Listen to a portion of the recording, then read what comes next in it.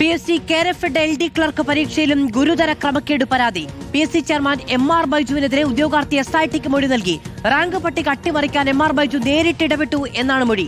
അതേസമയം ആസൂത്രണ board chief പരീക്ഷാ ക്രമക്കേടിൽ രാഷ്ട്രീയ ഇടപെടൽ സംശയിക്കുകയാണ് SIT. ഇടത് സംഘടനാ നേതാവിന് നിയമനം നൽകാൻ ബാഹ്യ ഇടപെടൽ ഉണ്ടായിട്ടുണ്ടോ എന്ന് പരിശോധിക്കാനാണ് തീരുമാനം.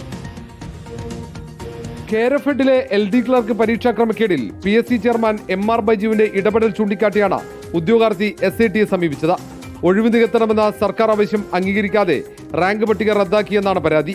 നിയമനം ആവശ്യപ്പെട്ട് നേരിട്ട് സമീപിച്ചപ്പോൾ MR ബൈജു രൂക്ഷമായി പ്രതികരിച്ചെന്ന് ഉദ്യോഗാർത്ഥി SITക്ക് മൊഴി നൽകിയിട്ടുണ്ട്. തന്റെ ആവശ്യം ന്യായമാണെന്ന് PA ചൂണ്ടിക്കാട്ടിയെങ്കിലും MR ബൈജു അംഗീകരിച്ചില്ല. ഹൈക്കോടതിയുടെ അനുമതി പോലും തേടാതെയാണ് പുതിയ വിജ്ഞാപനമിറക്കിയത്. കേസ് നടപടികൾ പൂർത്തിയാക്കുന്നതിന് മുമ്പ് പരീക്ഷയും നിയമനവും നടത്തിയെന്നാണ് ഉദ്യോഗാർത്ഥിയുടെ പരാതി.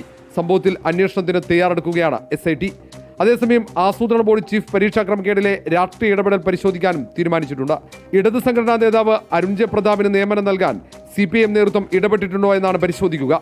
പരീക്ഷയിലെ മൂല്യനിർണ്ണയം നടത്താത്ത 10 ചോദ്യങ്ങളിൽ 7 ഉത്തരങ്ങളും അരുൺ എഴുതിയിട്ടില്ല. അരുണിനെ കുഴപ്പിച്ച ചോദ്യങ്ങളുടെ മൂല്യനിർണ്ണയം PSC അസാധാരണ ഇടപെടലിലൂടെ ഒഴിവാക്കുകയായിരുന്നു. ഈ ചോദ്യങ്ങൾ മൂല്യനിർണ്ണയം നടത്തിയാൽ റാങ്ക് പട്ടികയിൽ പോലും അരുൺ ഇടം പിടിക്കില്ലെന്നാണ് SITയുടെ വിലയിരുത്തൽ. ഈ സാഹചര്യത്തിൽ MR ബൈജു ഉൾപ്പെടെ PSCയിലെ പ്രധാനികളെ വിശദമായി ചോദ്യം ചെയ്യാനാണ് SIT തയ്യാറെടുക്കുന്നത്. റിപ്പോർട്ടർ, തിരുവനന്തപുരം.